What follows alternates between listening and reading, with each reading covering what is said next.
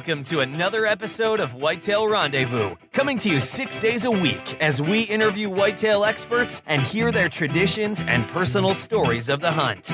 Learn more about the latest gear, discover proven tips, and the latest strategies so you can make your next hunt a success. Now, here's your host, Bruce Hutchins.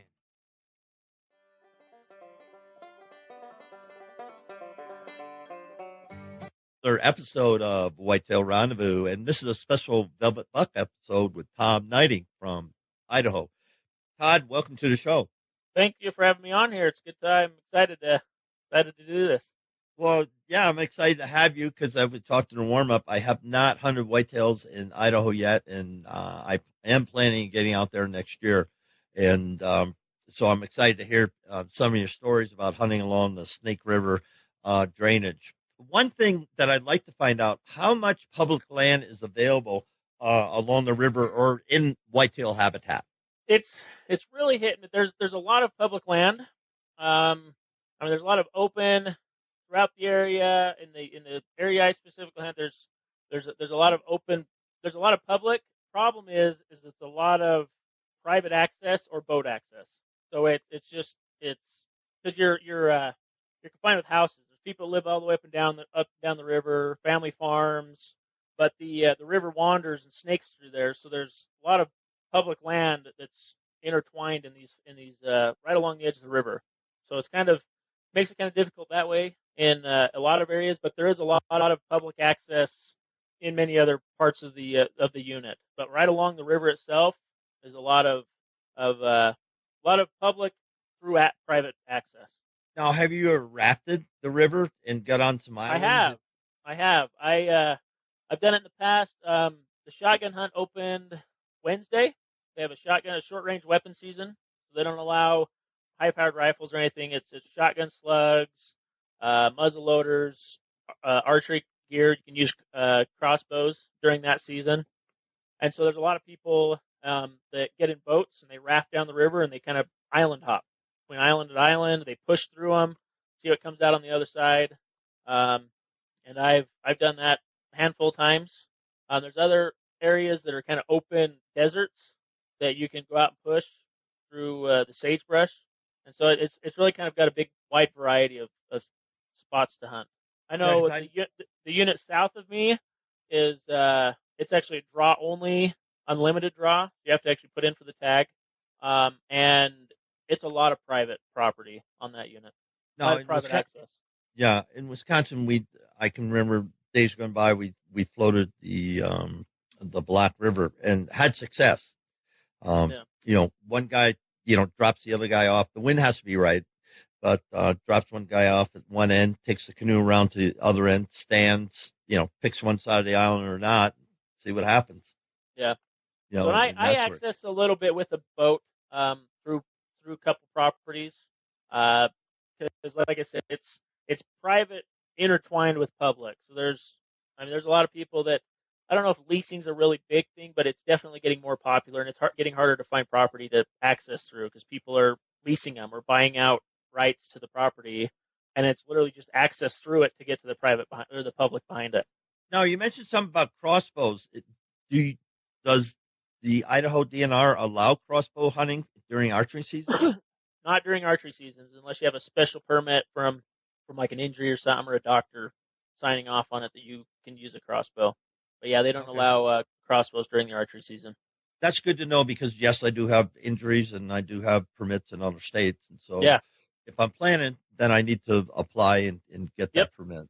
Yep, it's not a problem, but it's just I got to apply to get the permit. Yep, for sure. I know a couple people that have had like shoulder surgery or something before the season starts, and they've got signed off on being allowed to do crossbow during like an elk hunt. Yeah. Speaking of elk hunt, that's a pretty fine bull behind you. What's the story of him? I know we're talking whitetails, but you brought it up, so. That is my first and only elk with a bow. I've chased elk since I was a kid. I have 5 brothers, and so growing up it was meat hunting.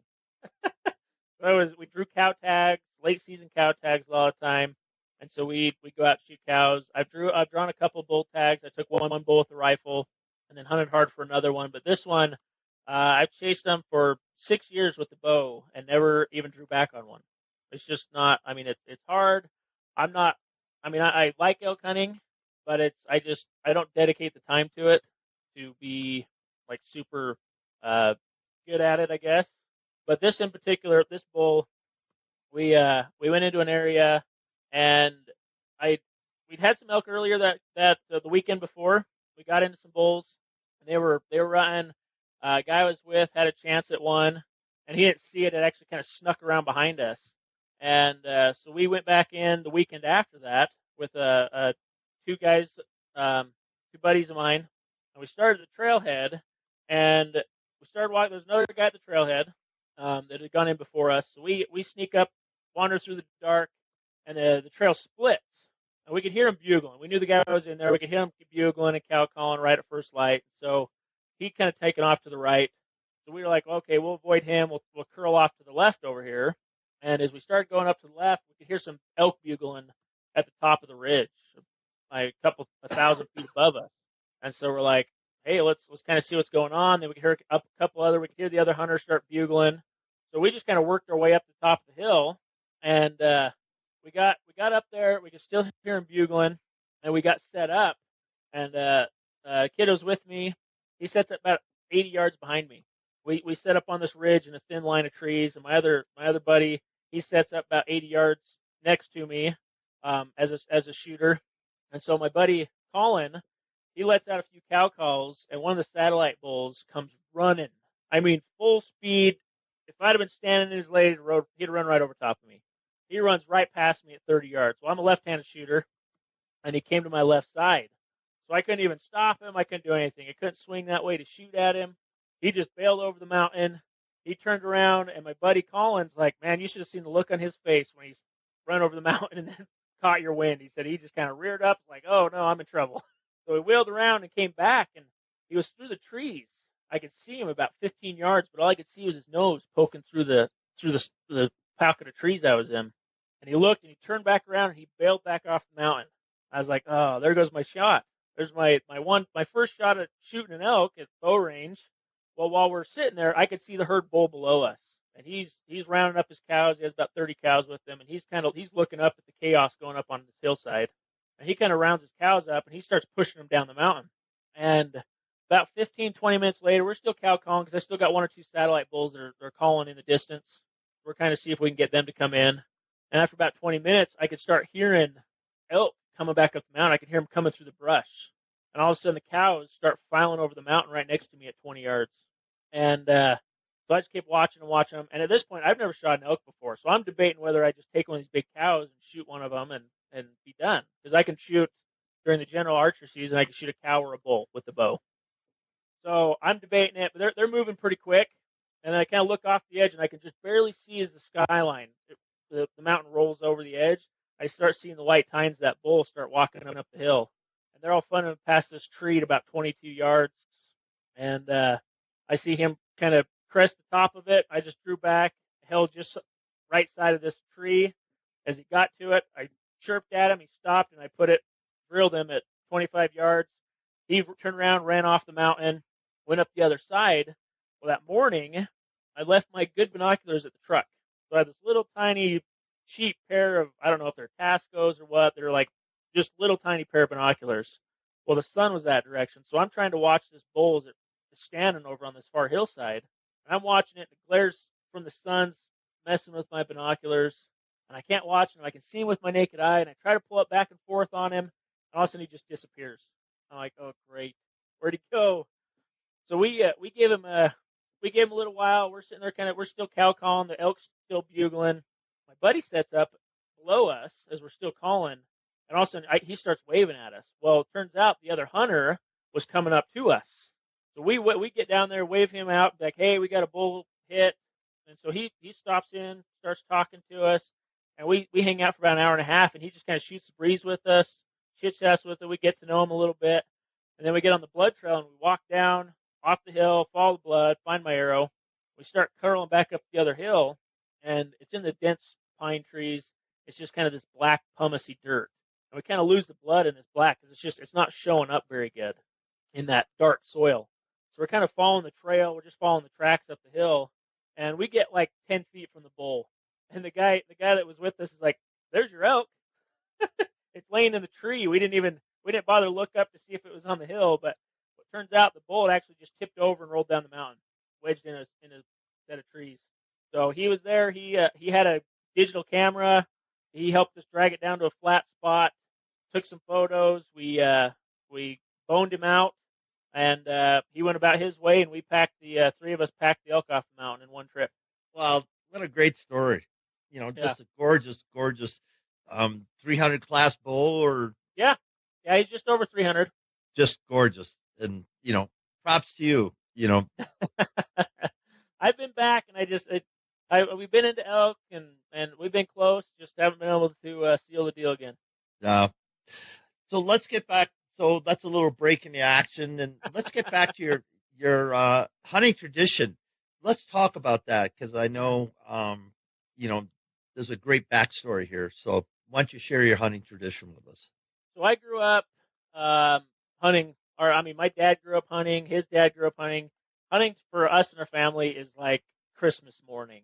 We used to get taken out of school for opening day hunting season. Opening day hunting and open day fishing were the only 2 days that my dad says his dad used to take off from work, from farming, to take the kids out of school and go hunting. And that was the same thing with us. Opening day hunting season, whether we drew a tag or general season, we usually got pulled out of school for a day or two. We'd go up and we'd chase mule deer around or elk around. And so we just grew up that way. But like I said, I had 5 brothers, and 5 boys is a lot of mouths to feed. So we grew up shooting whatever walked in front of us first. So we did a lot of cow hunting, late season elk hunting, does, deer, and it just kind of evolved from there. I shot my first deer when I was 12 years old on a general season tag. In Idaho, you can shoot a buck or a doe up to, I think, 18 years old on a general season deer tag, and then after that it's buck only. So we just go out and try to get whatever we could. And elk hunting, we chased elk around on general spike hunts and late season cow tags, but we never chased horns, I guess. We were never horn hunters. We never really buck hunters. If we drew a late season tag, then I guess so be it. We drew a late season tag, but we never really chased horns around. That was never in our cards. My dad was always, first day, if I can fill my tag the first day, it cost me that much less than gas to drive into the mountains, put some meat in the freezer, be done. And so as years evolved, I got older, and I started being like, hey, let's put in for some bull tags. Let's put in for buck tags. We can still hunt general season if we don't draw. It's not a big deal. So we started putting in. I drew a bull tag, shot a bull opening weekend on that. Kind of raghorn, busted up bull. He was busted all to pieces. But my dad's like, well, it's opening day. You got a bull standing there. I'm like, I know, but we put in for this tag for so long. Haven't drawn it. So, and it's just kind of evolved. I've shot one decent, nice mule deer, few smaller mule deer with a rifle. It's usually, well, back then it was a shorter season than it is now. They've extended it a little bit. So you had a pretty short window to go get an animal. Well, then I started dating my wife, my girlfriend at the time, and we started fishing the river bottoms with my father-in-law. He grew up floating the river bottoms, floating the river. He grew up down on the river, and so we go fishing with him. And over the course of a couple of years of fishing with him, we just noticed, man, there's deer all over the place. I didn't even realize it growing up as a kid that there are whitetail deer that close to home, and that's many of them. It was just kind of a new thing for me. Growing up mule deer hunting, we always drove an hour and a half, 2 hours into the mountains, hiked our butts off, chasing deer around. So a buddy of mine's like, hey, he's like, we need to buy bows and come down here and hunt deer with a bow. So started doing a little more research into it. Well, I find out the archery season's 3 months long. Starts in August and ends in December. So he bought a bow before I did. You gotta go through archery class. You gotta take an archery like hunter's ed class to be able to shoot a bow in Idaho, or previously hunted archery in a different state or whatnot. And so he picked up a bow that year. He started hunting it, and he shot a deer the first year he picked up his bow. So I'm like, man, you sucker! I can't let you beat me. So I picked up a bow the next year, started practicing, and I didn't do a lot of scouting. I mean, we went out, we seen deer. They're always kind of there, kind of knew where they're going, and just kind of hanging out and seeing trails in the gravel or in the trees. And so that first year, I borrowed a tree stand from my brother-in-law. I went down one day and said, "Oh, there's a big trail right here down this gravel road." Hung a tree stand 30 yards off the trail, and sat my first night in a tree. First morning, opening morning of the archery season, I sat in the tree stand and I shot my first deer, first one to walk by. There's probably 10 of them, single file, walking down this trail, and I just shot the first doe that walked by at 30 yards. Doing about 100 yards into the trees, buried yourself down in this thicket. We searched for a while because she went across an open clearing and we kind of lost blood. So we looked around a little bit, found her, and I was hooked after that. It's just evolved from there. That was 13 seasons ago, about 13 and a half years ago. Oh my goodness, great story. So and then it's from there it's just evolved into hanging one tree stand. I started hanging up to 15, 20 in a season, and then I kind of fluctuate between what I'm doing, and it's a blast. Now, how do you manage that? 15 tree stands, on public land, I'm assuming. Is that correct? It's a mix of both. I have some on public, I have some on private. I got a couple properties that I have access to. My in-laws actually own property, so not a lot. There's a couple acres of trees, so I'll set some tree stands up there, and then I use boat access to get to other spots, and then access through other properties. And then I do have a few private, public land spots that I hunt also. When you think about your hunt plan, for the fall, what are you focusing on? I run 24 cameras. I scatter them over I scatter them over the entire unit, and so I use whatever data I collect from, and I run a lot of them. I'll probably run 10 of them a year round. I just leave them up, see what's going around, see what makes it through the season, and I just collect data of where they're moving, where they're coming from. My primary area, I'm focused on bedding and food, and I know where they're going. I know where they're coming from. The crops change. Farmer might have wheat one year, alfalfa the next year, and so that'll kind of change their patterns. But I go the shotgun effect and see what I can put it out there, see what's moving, see where they're at, and then kind of base my plan off of that. I don't know how you put a hit list together with that many cameras, though. I use a couple of apps that I have to ping all of my trail cameras so that I don't forget them because I move them frequently enough. I have my preset spots of, okay, I set them here, here, here, just from over the years of knowing where the deer move. I set them, but I mix them up. I mean, I'll try new spots, especially between the shot, like the October 1st, the archery season ends. So October 1st through the 9th, there's no season at all. No shotgun season, no archery season. So I'll usually pull my cameras and I'll start sticking them in really random spots down in a hole somewhere that are most likely people during the shotgun hunt. Because the archery hunt, there's a lot of people that hunt the archery hunt, but the shotgun hunt, there's a lot of people that hunt the shotgun hunt. They come out in the droves and they start pushing brush. So I'll stuck cameras in random spots that I normally wouldn't do just to see what's moving. So I'm like, okay, I really wouldn't hunt there, but I'm curious to see what's over there. So I'll throw them up, see what's moving during the shotgun hunt because the deer get pushed around. I kind of avoid the shotgun season anymore because people get shot almost. I haven't heard it in the last year or so, but there was quite a few years that people get shot during the shotgun season because people are shooting at movement. They're not identifying what they're shooting at, and that's kind of forced the fish and game to change the season. Actually, during the shotgun hunt, they changed it up where it used to be either sex during the whole season. Now they limited it to doe only the first part of the season and buck only the last half of the season to kind of force people to, okay, what am I shooting at? Doe, buck.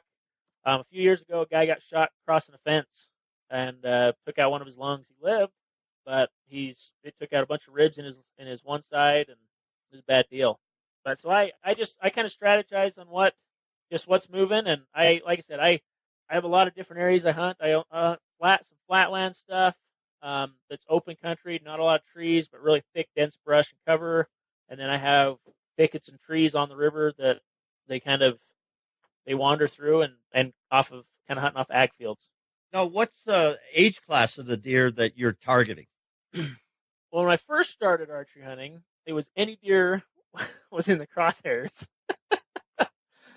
and a lot of them, like the my primary area I hunt, they're probably like 3.5, and you'll be lucky if you get them 4.5 years. Over the last, I've been running cameras for about 10 years now, and bucks don't show up from year to year to year. And I don't know if it's just the area I hunt, or there are some that get a little better at age class maybe. But I know on the other side of the unit, I've got bucks that are maybe 5.5, but that's about it. I know my uncle shot a buck a few years ago, a really big buck, and it's probably the biggest body buck I've ever seen. We drug him out, and it was his big deer, and it was probably about 5.5 years. But the area I'm in, 3.5, 3.5, 4.5 is about as old as I've seen them. Because I have deer that show up. In 10 years, I've had 2 bucks that have been a regular on camera from year to year to year. With 1 buck that I've tracked for 3 years, I got him when he was probably a year and a half, maybe, and I tracked him for 2 years after that, and then he just disappeared. I don't know where he went. I don't know what. I had pictures of him after the season was over, and that's kind of been the case with a lot of bucks. I've got bucks from year to year to year. I had a buck a couple years ago, showed up, big drop tine club hanging off of his base of his horn. Never had previous history with him. He showed up, was there all summer long, scouted him all summer. I actually hit him during, I can't remember if it was, I think it was in October. I hit him in October, and I actually didn't know it was him at the time, but it was kind of low light. He was in some thick brush. He ducked my arrow and I hit him, and then a buddy of mine that hunts another across the river from me on a different property, he shot it in late November and had my arrow still in him. But it's the deer come and go from year to year. I'll have new deer show up, and the next year they don't come back, and I don't know why. It's just weird. So I put together a game plan for the deer that is on the property that year, because I can't predict from year to year to year if they're going to come back. From my experience, either they're pioneering, Yes. they're going across the river and they're going to parts unknown just because there's lots of drainages in Idaho. Yep. And whitetails have been there for a long time, but they're still moving and establishing their terrain, their habitat. And I know that's true in Colorado. That the deer, they'll still see one deer down by Pueblo. Next thing they do, it's up by Salida, and you go, how do they get through the canyon? What, how did this deer get here? Yeah. But there's cases of that bucks are moving, and during the rut, normal bucks can move up to five miles during the rut in prime habitat. We're talking Buffalo County and stuff like that, or any good habitat. They can range up to 5 miles. 5 miles is a long way. Yeah, and I've got bucks. Like I'll get them on camera all during the summer. June, July into August, and then I've had them disappear into September. First September, I've had a buck a couple years ago that he disappeared. Never seen him again. Didn't see him all during October. Didn't see him in November. He showed up December 21st, because the season ends the 19th. He showed up on the 21st, and on the 22nd, he'd shed one side already. They're smart. They're smart, and that's the thing is the area I'm at. If I can pattern them during the summer, they usually show up later. They may disappear in October. I think part of it's just pressure from other hunters and people being in there. But November, I can usually predict that they're going to be in there in November. I do have a few bucks that I won't get pictures of all summer long. No pictures of them. I have one buck in particular that a few years back, he showed up 2 different consecutive years back to back, late October and in November. What is your number one go-to technique for hunting whitetails?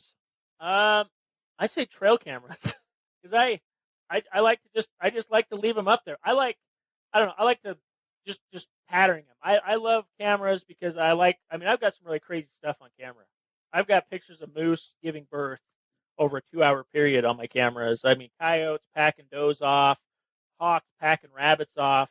So I like I said, I run cameras year round, and I pattern them and I see where they're going, and I'll move things around and adjust and uh, and over the course of the 10 years of running them, I can predict I'm guessing within the week of when the rut starts every year.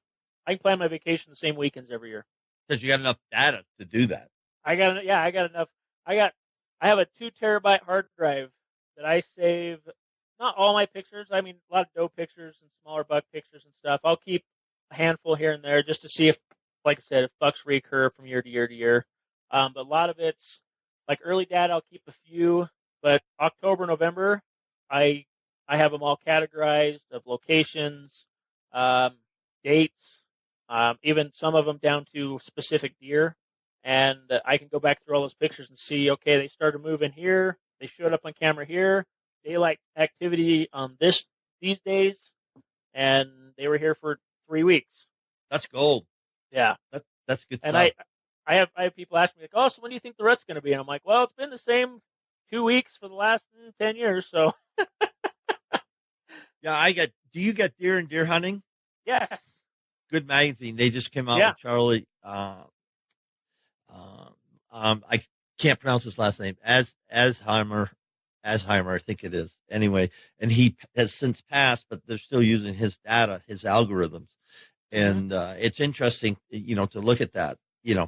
You got the seeking phase and chasing phase, and then lockdown phase, or Yeah. quote unquote the rut. But that's an exciting time because at any time you can see deer that you've never seen before, and there's typically a lot of activity. Everything else being equal, it's a great time to do all day sits and see if Mr. Wonderful walks by. That's for sure. And I play the weather a lot. I mean, I have a specific, like a 3-week period that I know, I need to be in a tree stand between this and this. But I mean, if it's going to get snow, or I can see the snow's coming in, like in November, we're usually pretty common to get snow, at least some of it, or the temperature drops. I'll plan around. Okay, I won't sit. Storm's going to be here on Tuesday. It's going to be your Tuesday night, Wednesday, Thursday. I'm sitting possibly Thursday night, Friday, because pictures show snow comes in, nasty weather. That day after it clears up, deer everywhere. They're just running around. They're like, oh, freedom. Finally it's cleared up. Let's go. Right. And the first bull I ever killed, bull elk I ever killed was, the storm just hammered for a day and a half. Around noontime it stopped, and we just got out in the woods, and it was just it wasn't easy because we've been hunting the same ground, but we just laid up, and everybody else laid up, and there were deer and elk everywhere. And the first elk that I saw, I shot. It was. Yeah. I'm going, oh my goodness, there he is, and he's been there the whole time. It just takes that magic. It is, and it is magic. There's no question about that. When you think about what you know today, what do you wish you knew 5 years ago that you're using today as far as tips, techniques, strategies for hunting whitetails? I'd say the biggest one's patience and getting in the stand at the right time. Years ago, I thought it was more of longer you sit in a tree stand, that something's going to walk by you. I had one year in particular, I sat 320 hours in a tree stand. Oh my goodness. That is a long time. Over the course of, August, late September, October, November, I spent like 320 hours in a tree stand. And it was probably one of the worst years I've ever had. I shot deer, but it was not productive. A lot of time sitting there watching nothing, squirrels, some deer here and there. But now I am much more strategic on what I do. I don't hang 15, 20 tree stands anymore. I hang 3, and they're very specific spots. And I only hunt them when it's the right time. I don't just kind of willy-nilly throw some tree stands out and hope that something's gonna walk by them. They're very specific spots. I have one stand that I've shot 6 bucks out of the same tree stand. So let's unpack this a little bit. Let's just camp right here because, first time sits, if you really do some studying and talk to people, listen to things, people who are taking mature deer are taking them on first time sits. Yeah.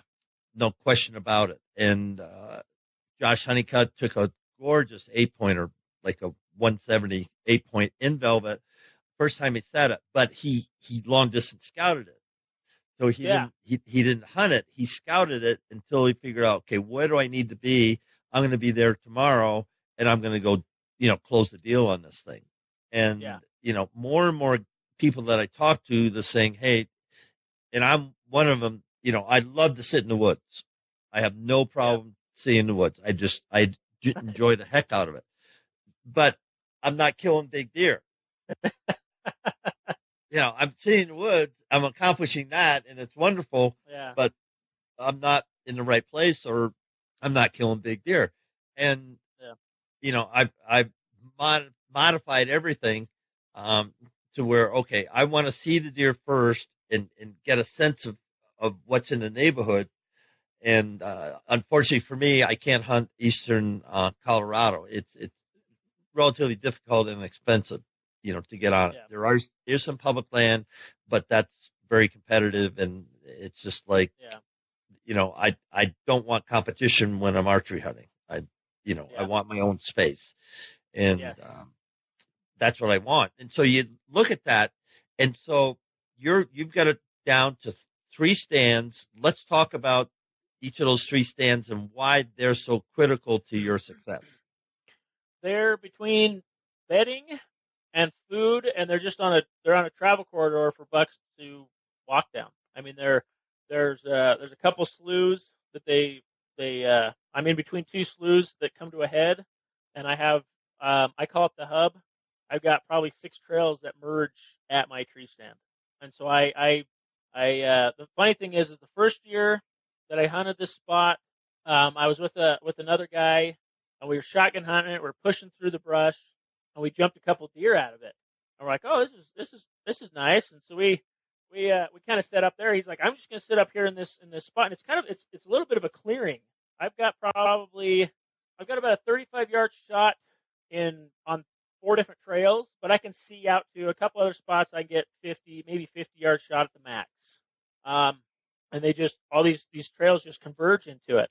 And over the years of setting cameras out, I'll put, this one tree stand, I'll stick 6 cameras around it within a 100-yard radius around this tree, because I'll get bucks on one camera going past, and they will never hit the other 5 cameras. And they're all in spots where it's easy for me to get to. I'm not going out of my way to whack brush and push brush to get to them. It's okay.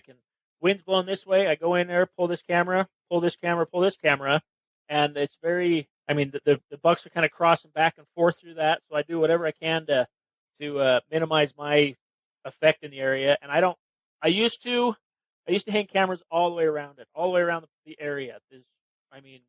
Clear on the far side of the property over here or over here, and I don't put them over there at all anymore, because I've established that, okay, the deer come here. I don't need to hunt over there. I don't need to push them out of it. I avoid it altogether and try to minimize running any deer that are there off. But the spot that they're coming to, there's an ag field, 500 or 600 yards away that they're going to across a road, and so they're crossing off of that to go to this ag field to it. I'll drive down the road in the afternoons when I'm leaving, and I jump deer in the road all the time, deer in the headlights as I'm leaving my spot, because they're heading off to that. Or even in the mornings, I'll be driving down in and catch them coming out of the fields back into the timber. So that's stand number 1, hunting the hub. What about the other 2? The other 2, the other one is, it's kind of I have a few people I hunt with, and the other one is kind of a doe location, but it's just kind of an off the wall. If the hub's not working out and the wind's not right or something, I will pull this other spot, because the bucks will travel. I have a friend that hunted about a mile up the river from me, mile and a half, and I shot a buck 3 years ago. He got on camera, hung out his camera for about a week, and then disappeared off his camera, showed up on my camera, and about 4 days later, I shot him. So I have a couple of them just to relieve pressure from another stand. The other one is it's a doe stand. It's a big ladder stand, and it's partially to take my kids hunting in. It's a lot of doe activity. The bucks will cruise it during November, so it is a good area to cruise during November. And it's a nice place. It's easy access for my kids. I take them in there. My boy, we sat opening weekend. We had some fawns and does and a little spike buck come underneath us and walk around, and he had a time of his life just watching him playing his little Kindle Fire while he's sitting in the tree stand. But then the other one that I hang is if the hub's not working, the other one they're either going by the hub or they're going by the other one, and so it's far enough apart that they're either going by one or they're going by the other. The wind's good for the other one for more of an evening spot. The hub's more of peak rut, deer chasing. It literally can come from. I can expect them from almost any direction. So that's part of why I dress down, scent control. Idaho just put into effect that they're no longer allowing natural deer urines for spread of CWD or whatever they're concerned about. So now it's going to be more of a synthetic. But I used to use deer scents, Tink 69, and I used it almost more of a cover scent because I just expected the deer to come there.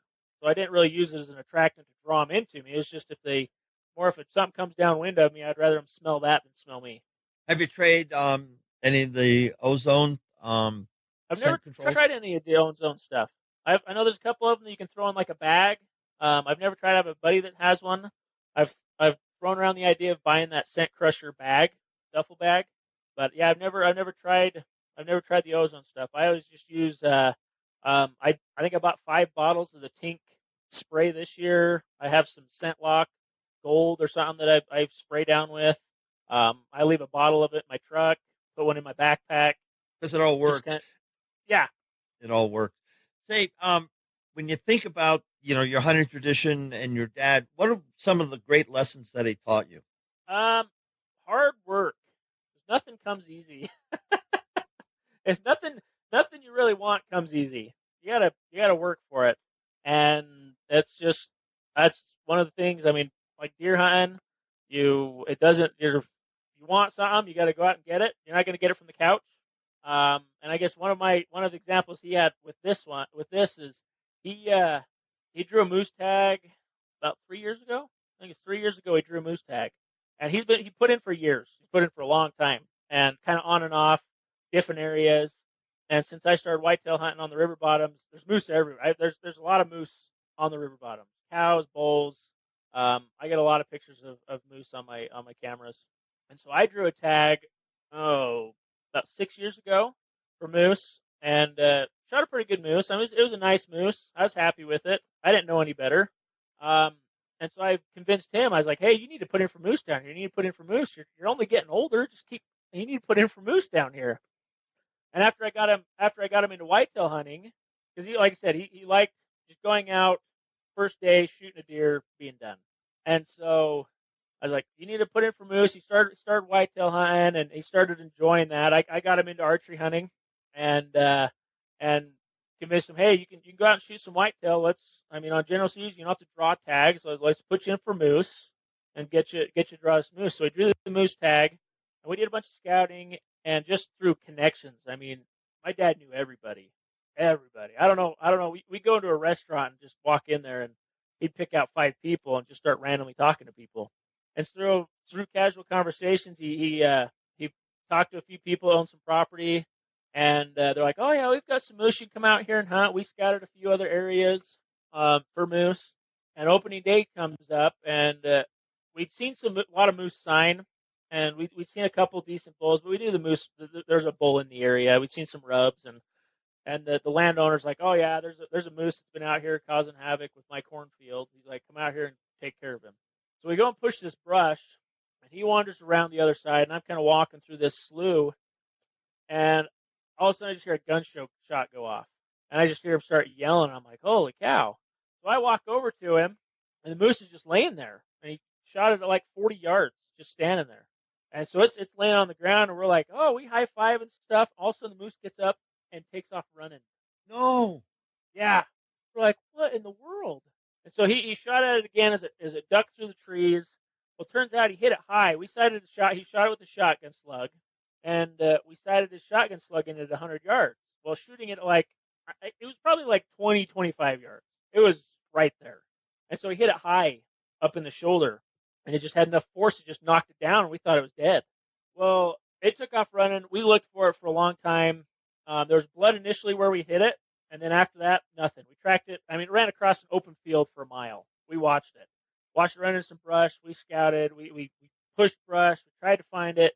And there's just so much moose sign. We couldn't figure out which one was which. Besides, his hooves were like the size of a dinner plate. I mean, they're huge. So we're just like, okay, well, let's see what we can do. It was like, he's still alive. So we went back. And then over the course of that next month, he kept pursuing after this thing. And I was working in the garage one day, and he's like, hey, do you want to come out and go look for moose? I'm like, no, I got this project I got to go finish. I'm like, let me know what you see. It was raining, kind of a crappy day outside. And I get a phone call about an hour and a half later, says, I shot my moose. And it was across the river, same property, just across the river in a slough. And he got him at 130 yards, and he hadn't tracked it yet. So he come back, got me. We had this little pontoon boat, little like I think it's 8-foot pontoon boat, little pontoon raft, kick raft. So two of us pile onto that raft and push across. And we about drowned crossing the river, about flipped it on us. Get over to the other side, we walk up the slough, and his bull's laying there in the bottom of the slough, and we called up a couple of people. They're like, oh yeah, you ever shoot one, let us know. We'll come up there and help you get it out. And it's just one of those, oh yeah, we'll help you when it happens. But made a few phone calls later, finally found somebody with a jet boat to come up and help us drag this moose out of the river bottom. So it's persistence, patience. He was not always the most patient. Like, bow hunting for him was not, at first it was not his thing. It was sitting in a tree stand, waiting for deer to walk by was not his thing. But over the course of a couple of years, he's like, he retired, and he's like, I can go down here, hang out for a few hours. If I don't see any deer, I don't care. Just hang out and see nature and enjoy life. Well said. Well said. Folks, that brings us to another episode of Whitetail Rendezvous with Todd Gneiting from Idaho. And Todd, it's been a pleasure listening to you, and hopefully someday I'll be able to sit on the hub and see what happens. Oh yeah. Any final thoughts? Just do what you do, and I mean, there's so much information out there. People tell you to do one thing or another thing, and you just got to figure out what works for you. I mean, every situation's different, every property's different, public land, private land, and I've never been one for I got to have top. I've had the same bow for 10 years. It shoots fantastic, and I've bought bows since and passed them on because they didn't suit me, and so just do the best you can with what you got, and then have fun with it. That's the best. That's the thing. Have fun with it. I drag my kids into it. We're going up on a shotgun hunt next weekend. I'm going to drag them down to the tree stand and possibly in a ground blind and see what we can see. Well, with that, folks, I'm going to say good afternoon from Whitetail Run.